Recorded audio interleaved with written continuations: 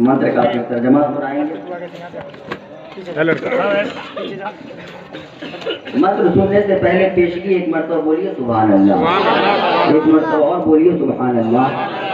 चतुर्थम मुख्यतम अवतारतम नियारतम शक्तिमानम सुंदरम बलवतम ईश्वरम जापनम हृदयम स्वर्गवासियनम पुस्तकनम याउलुम लेखनम हजरत इमाम गजाली रहमतुल्लाह ताला अलैह हृदयम विश्वस्य बरोष्ट्यम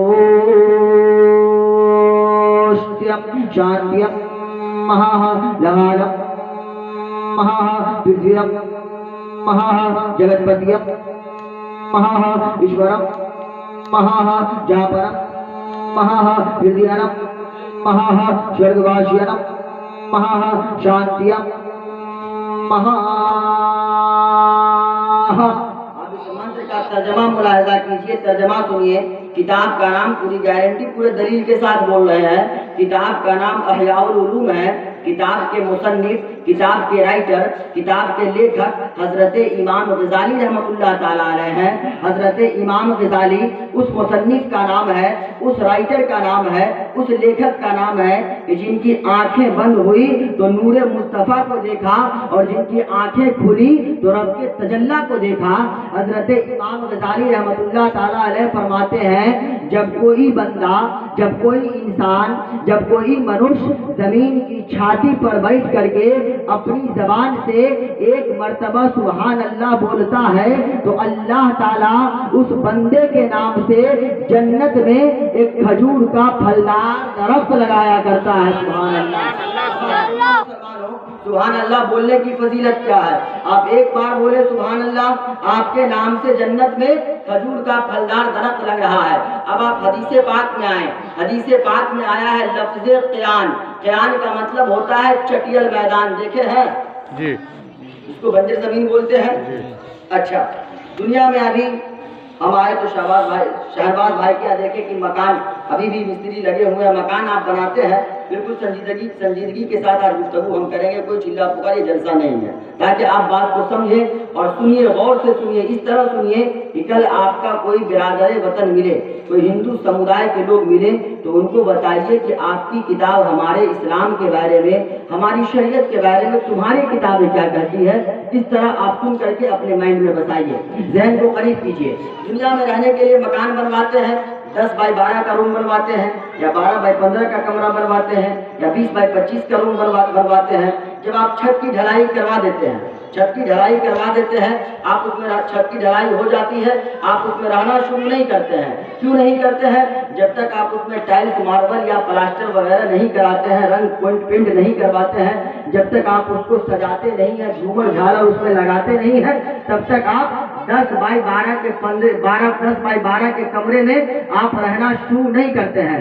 ज़हन को करीब कीजिए। हर एक सुन्नी मुसलमान को जन्नत का परवाना मिलेगा। हर एक सुन्नी मुसलमान जन्नत में जाएगा। कान को खिंचवाएंगे मगर बख्शवाएंगे रसूल, कान को खिंचवाएंगे मगर बख्शवाएंगे रसूल। हर एक सुन्नी मुसलमान जन्नत में जाएगा। ज़हन को हाजिर रखिएगा।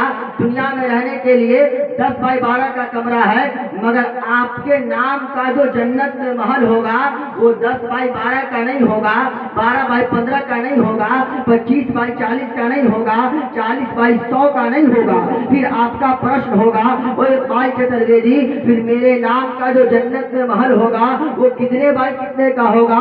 तो गौर से सुनिए, आपके नाम का जो जन्नत में महल होगा उसकी लंबाई चौड़ाई का ये मामला है कि जहाँ तक आपकी नजर जाएगी आप दीवार नहीं देख पाएंगे, ताहद्दे निगाह कुशादा होगा।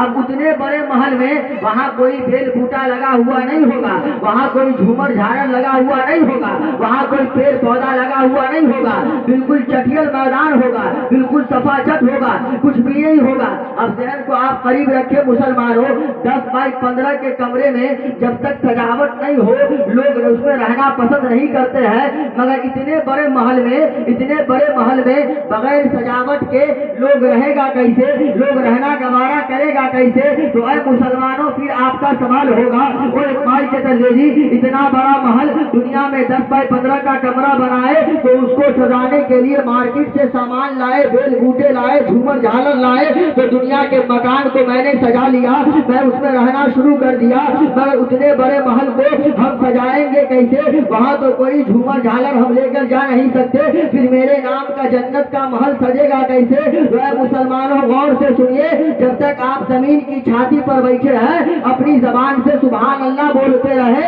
الحمدللہ بولتے رہے، لا الہ الا اللہ بولتے رہے، اللہ اکبر بولتے رہے، آپ زمین کی چھاتی پر بیٹھ کر کے ان ناموں کا مالا جپتے جائیں گے، اللہ تعالیٰ آپ کے نام کے محل کو جنت میں سجاتا جائے گا، نام کے محل کو جنت میں سجاتا جائے گا۔ اب آپ ایک اور دلیل لیجئے، آج لوگوں کا نظریہ ہے کہ شورا یا خطبہ آتے ہیں تو بار بار بولتے ہیں کہ زور سے بولیے، بار بار بولتے ہیں زور سے بولیے، چلا کر کے بولیے، زور سے بولنے کی ضرورت کیا ہے؟ اللہ تعالیٰ کو دھیرے بولے وہ بھی سنتا ہے، زور سے بولے وہ بھی سنتا ہے۔ دیکھیے نا تھوڑا سا اور آواز کو ٹھیک کیجیے، آپ کی آواز کو کھینچ رہی ہے جی۔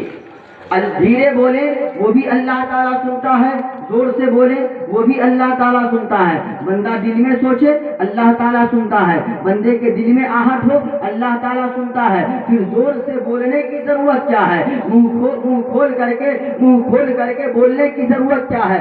چلا کر کے بولنے کی ضرورت کیا ہے؟ چلا کر کے بولنے سے فائدہ کیا ہوتا ہے؟ تو آئے مسلمانوں اس حوالے سے آپ ایک دلیل سنیں۔